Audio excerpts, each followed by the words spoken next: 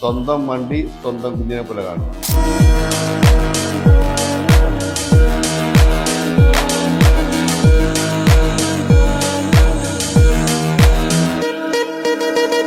ഞാൻ രഞ്ജിത്ത്.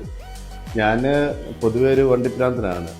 പിന്നെ എൻ്റെ ഈ ക്രിസ്റ്റ വാട്ടർ സ്പോർട്ട് ഒത്തിരി ഉണ്ടായിരുന്നു ഇത്.